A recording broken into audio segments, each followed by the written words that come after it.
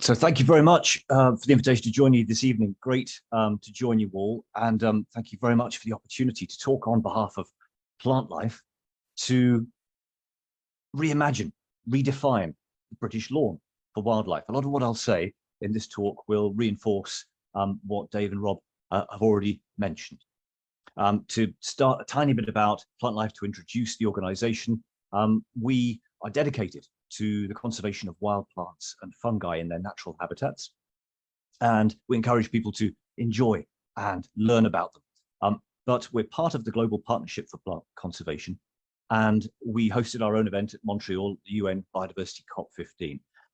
In the UK, though, one of our key focuses is grassland, and that's what makes our work perhaps especially relevant to the lawns in our garden spaces. Do feel very welcome to come over to our website. If you haven't explored it already, there's an area devoted to discovering wild plants, and there are some tips and guidelines on how to incorporate wilder plants into your gardens, even a wildflower garden plant selector to suit your context. So really, we're very strongly motivated to by a lot of these horrific statistics that describe the loss and the rate of loss of the UK's wildlife.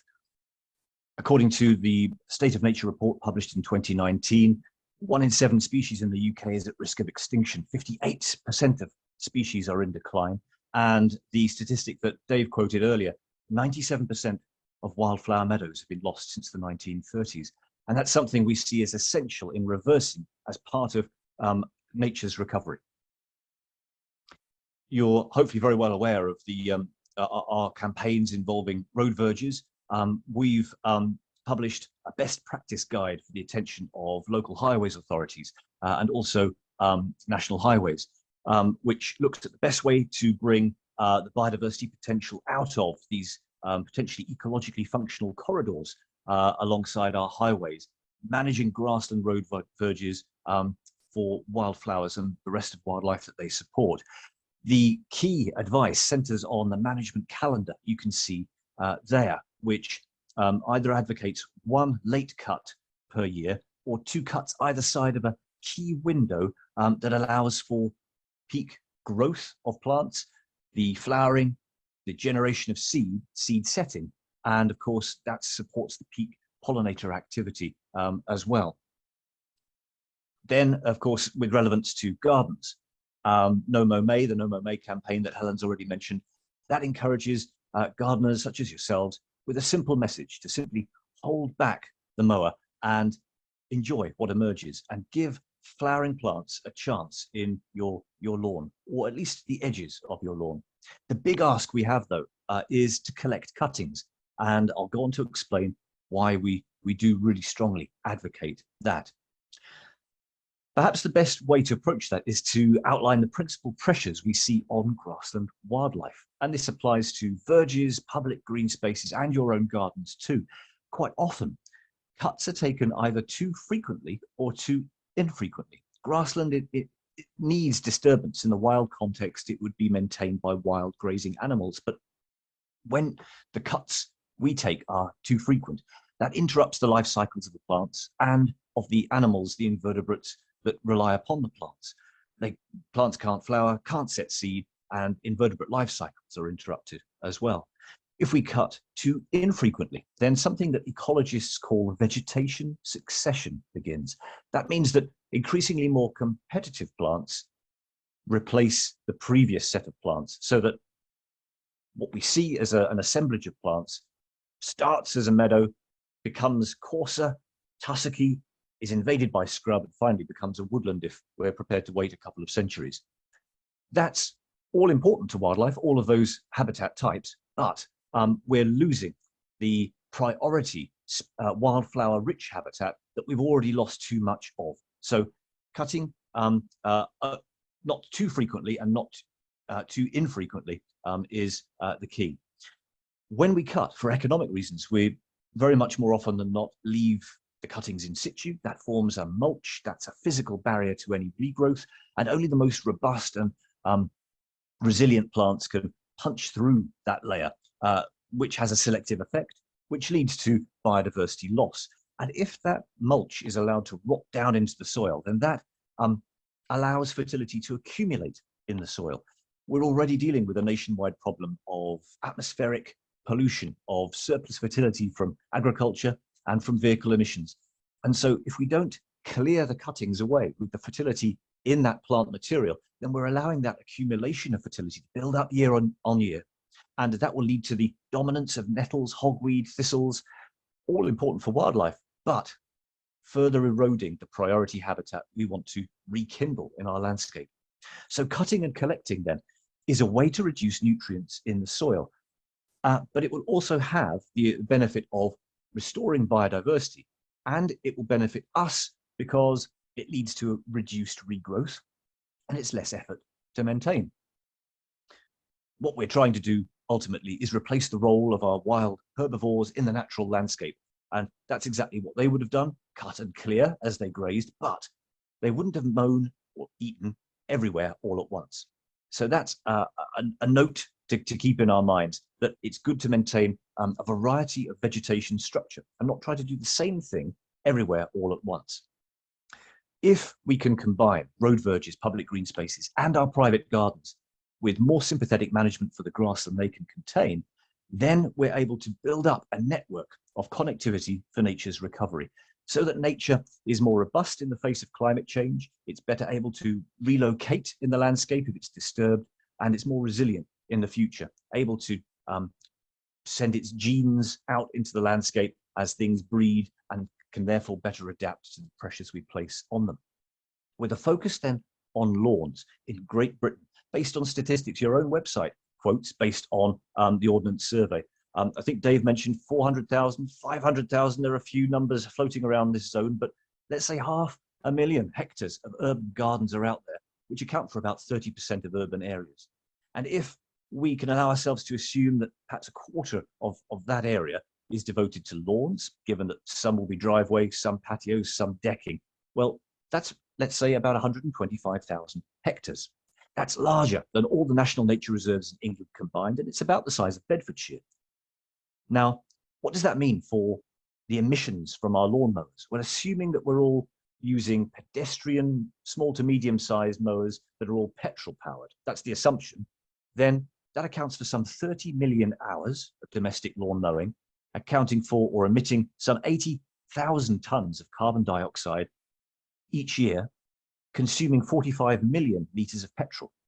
That's equivalent to the carbon footprint of about 10,000 average households. So you can see that even if we just mow less, we're making a positive and a strong difference for our climate impact.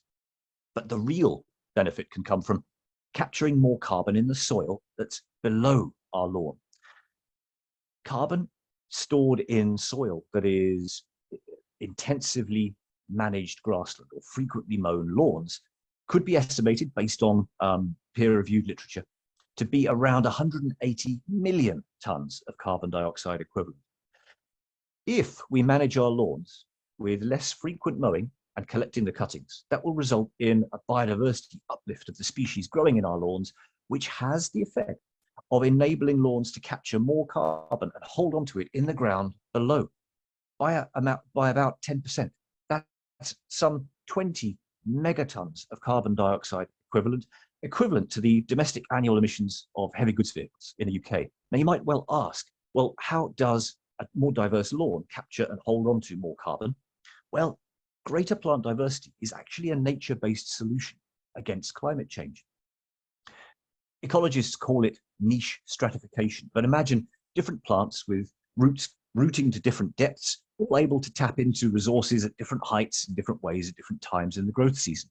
So they're better able to share the same space, and there's some complementarity. There's easier coexistence and less competition. With that in mind, roots start to ramify more of the volume of the soil. With a lower fertility, more fungi are present, and all of that combines to constitute the soil organic matter underneath our lawns. And it's a solution to climate change that we can be part of. In fact, grasslands are really important for the way in which they capture and hold on to our carbon. They account for 40% of the Earth's land surface. That's over a third of terrestrial carbon reserves. And it's 90% of the carbon that's stored below the ground. I'd really want to encourage you to envisage grassland as coming in a range of different flavors, affected by the frequency we might mow it or intervene. So we could start at one end of the spectrum with a scrub mosaic. We could thin that and coppice it every 10 to 15 years on rotation, and there might be some grassy, more open patches around the scrub.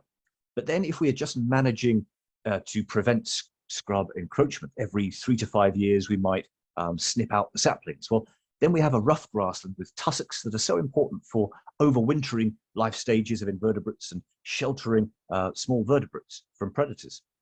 A mow every 2 years can develop and support the development of tall herbs, really important for pollinators and great structure for other forms of wildlife.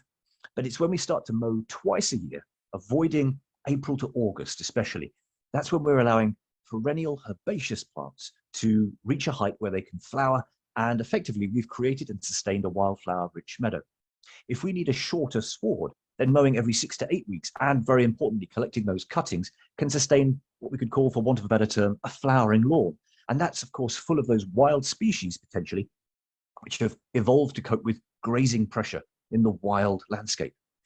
So for public green spaces, and this is relevant for the zones of your garden too, we can picture the higher footfall, high usage areas framed and complemented by taller growing swards that are more floriferous. We can spread the effort out over the year as well, so that by accommodating for the life cycle of plants and the fauna they support, we might revisit certain parts of our garden on rotation every few weeks, and then maybe we might work our way outwards from functional zones incrementally. That way we don't have to do everything all at once, and we don't remove every niche in every habitat, but we provide some variety of structure. In fact, you could almost picture this as stepping outwards and upwards in an amphitheater, if you like, from your mown grass path to your flowering lawn to your flowering meadow, out to the tussocks and then the woodland edge at your boundaries. And you are in control of this because you can balance the relative proportions of these habitat types to suit your requirements, to suit the amount of time you have available, and the resources at your disposal too. Don't forget, structure of vegetation is so important because it's not all about the nectar and pollen. As Dave alluded to earlier, it's about the root gnawers, the shoot borers, the leaf chewers, the sap suckers, the gall formers, the leaf miners, all of those too. So very important for our biodiversity. So perhaps we should ask ourselves, why are we besotted with what we might call the ideal lawn? Lawn culture, if you like, is perhaps something that was exported to England from the continent in the 1700s. It was very much a status symbol at the time for those who could afford the labor. Lawns are high maintenance, they're fussy and energy demanding, and plant communities will tend towards greater diversity from monoculture because life cycles and seasons will cause changes in appearance, as will that phenomenon of vegetation succession as more competitive species vie for dominance, and then disturbance from rooks looking for chafer grubs or badgers digging for worms will constantly try to disturb a lawn space. So if we want gardens to be an invariable, short, bright green monoculture of grass, we're committed to mowing and watering and feeding and weeding, even poisoning this space in order to make it perfect. You could describe this as a social obligation, an unnecessary expense. Perhaps we're just wasting our time, and it's a waste of space and resources because, arguably, most importantly, it's a lost opportunity for biodiversity, and it's all adding to our carbon footprint. You could imagine a passing Martian in his flying saucer looking down at us and wondering which species was actually in charge. Is it humans or is it turf grass? Because we seem to be enslaved by this ideal to maintain grass in this ideal state. We seem to have set ourselves a Sisyphean task that we can never really achieve. We've chained ourselves to an oar by needing to mow every week through the growing season, and we just keep pulling on that oar. Why are we doing this to ourselves? Well, I'd like to offer you an alternative, the multifunctional lawn, and that's where we can start to think of the bare minimum of tools and equipment needed to maintain it. They're an Austrian scythe with a ditch hook and a sprung-tine rake, a long-handled muck fork, and a builder's bulk bag to drag away the cuttings. This is my setup for maintaining my 50 square meters of back garden lawn. You can see I have a 2-blade Austrian scythe set there with sharpening whetstones and a push mower just to finish off and neaten up afterwards. I'm maintaining functional access to recreation, to the clothesline, but I'm framing this, this thoroughfare with taller growing, less frequently mown, flowering wild turf. And you can see here, it's all that's needed until the end of the year when I can clear up afterwards. And the finish, well, I'd be more than happy to eat my dinner off that. So thinking of those droughts in 2018 and 2022, it was the grass that turned brown as it became dormant. It was the broad-leaved flowering plants that were still green and still flowering. So the more of those broad-leaved herbaceous perennial plants we can incorporate into our lawns, the better adapted we are to climate change, summer heat, and the more resilient our lawns will be. There are carbon cutting ways in which we can use grass cuttings. We could compost them, and then we can use them very importantly as a peat replacement, as a soil improver, and as an ingredient to growing media. Also, I'm sure you're well aware that they could be used as a mulch to suppress weeds, to retain moisture, to boost soil organic matter and fertility as well. Do come and visit our website to look at ways in which you can start your own meadow from scratch if you have pretty boring turf to start with, or how you can enhance what you already have. To begin with, perhaps if you want to start from scratch, you might cut and collect the herbage, then strip the turf, scarify the regrowing weeds to exhaust the weed seed bank before you then plug, plant, and sow with wild seeds. You can also weaken turf grass with black plastic too. There are 2 phases of establishment. When you create your own meadow, the establishment year following sowing is to mow frequently so that you top the invasive weedy annuals and confer an advantage to the establishing perennials, and after that first year, you can then go on to meadow management with just 2 mows a year and allowing for flowering, as you can see in those 2 stages of development there shown on that slide. If you're augmenting what's already potentially quite good, you can scarify to 50% your bare soil and 50% of bare soil and oversow that. You can clear patches and plug plant it or sow into those patches. You can also introduce yellow rattle, which I see has already been mentioned in chat, as a way to parasitize grass and weaken it in favor of establishing wildflowers. So contemplate how you might undertake restorative management. If you're starting with a space that's dominated by tall growing coarse grasses, and you can see nettle, thistle, dock, cleavers, and hogweed, all indicators of high fertility, and the growth height is very tall. Well, consider cutting 3 to 4 times per year to begin with. You can be more aggressive. You can mow in May, and you might have May and even early July cuts. Try to cut that creeping thistle back when the flowers are in bud to really reduce that plant's vigor. But don't waste your money on yellow rattle seed yet, because that's an annual, and that needs to be able to set seed, and you'll be beheading it before it can if you're cutting this frequently. Once you've started to lower the growth, reduce the growth rate, and there are more wildflowers and finer grasses, then you can move into meadow management. So the restorative phase then perhaps involves the restorative cut earlier in the season, followed by the hay cut, and then the aftermath cut. And you're moving towards, in future years, a meadow management schedule with a hay cut and an aftermath cut just by themselves.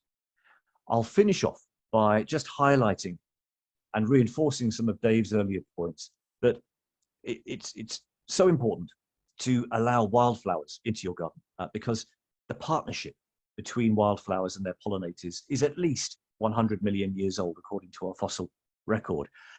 By using purely artificially selected plants, your garden will have less ecological value.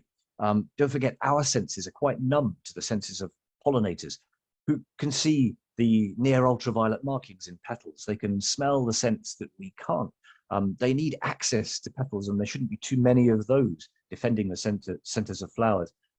There are electrostatic fields and fluorescence and all manner of properties that we are quite numb to. So when we shape plants to please ourselves, then we might be deleting them from our ecology. Try, as has been said already, to source locally, organically, of UK provenance and occurring locally. I notice in chat, seed gathering was mentioned. We can talk about that in detail, but please try to keep the wild in wildflower. We have a publication about that.